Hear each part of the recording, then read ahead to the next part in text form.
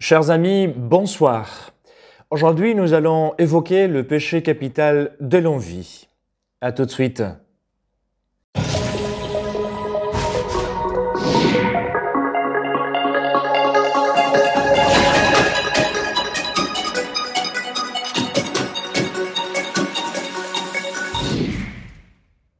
Effectivement, le péché capital de l'envie, il est banni par le Seigneur dans les commandements et dans la loi naturelle.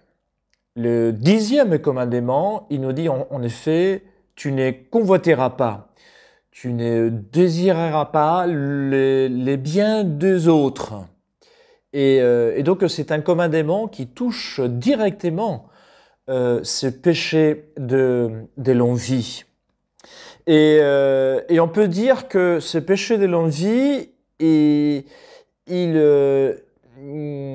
a son siège, ou pour ainsi dire, ses racines poussent dans le cœur de l'homme. Et voilà pourquoi alors il est très important de éviter véritablement ce péché de l'envie qui est très dangereux pour toute la personne humaine. On dit, et c'est les catéchismes qui nous le disent, l'envie peut conduire au pire méfait.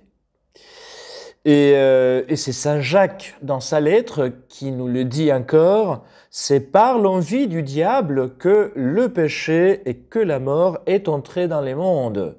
Alors voyons-nous jusqu'à quel point donc c'est dangereux cette attitude de l'envie, ces désirs malhonnêtes, cette tristesse des biens des autres. Justement, comme saint Thomas d'Aquin nous l'explique également, ces péchés de l'envie désignent la tristesse éprouvée devant les biens des autres et le désir immodéré de se l'approprier à n'importe quel prix. Et justement, quand cette envie souhaite le mal, souhaite un mal grave au prochain, cette envie devient donc un péché mortel. Parce qu'il peut y en avoir toujours une envie salutaire, bien sûr, l'envie de la sainteté, l'envie de la perfection, c'est toujours salutaire. Alors, quand il s'agit de l'envie, mais une envie malhonnête, c'est-à-dire ce désir de s'approprier des biens des autres parce que moi je ne l'ai pas, et de m'approprier à n'importe quel prix, à n'importe de quelle façon, eh bien c'est là justement ce qui est un péché et qui m'est conduit à des actions mauvaises. Et tout cela est originé, si nous regardons cette définition donnée par saint Thomas, tout cela est originé par la tristesse. Justement, c'est la tristesse dans notre cœur qui nous conduit dans ce cas concret, à souhaiter, à vouloir avoir les biens des autres d'une façon immodérée. On peut dire, en résumé, et pour simplifier les choses, justement l'envie, être donc triste des biens des autres et se réjouir des maux des autres. Et voilà pourquoi alors le catéchisme toujours nous dit que nous devons lutter contre l'envie parce que justement l'envie est avant tout donc une forme de tristesse et donc un refus d'un acte de charité.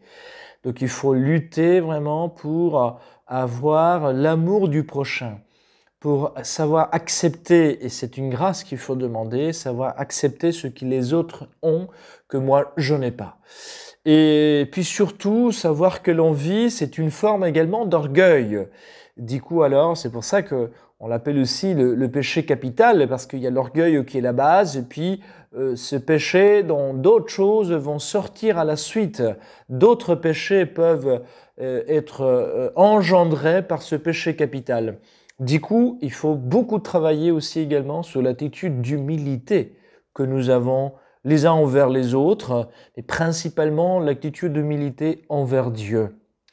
N'oublions pas justement, comme on disait tout à l'heure, c'est justement parce que le démon a eu cette envie de Dieu, le démon n'avait pas justement cette force divine, cette divinité, cette gloire de Dieu, que donc il a eu cette envie, et c'est comme ça que tous les malheurs sont rentrés dans les mondes, étant donné qu'il s'est monté en orgueil, et il a refusé Dieu, et il s'est mis contre Dieu.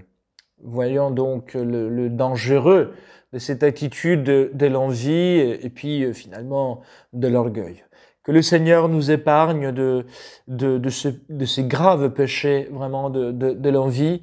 Soyons donc attentifs et examinons nos pensées, nos désirs, examinons également les causes de nos tristesses et de nos joies pour savoir si nous ne sommes pas tombés dans ces péchés de l'envie.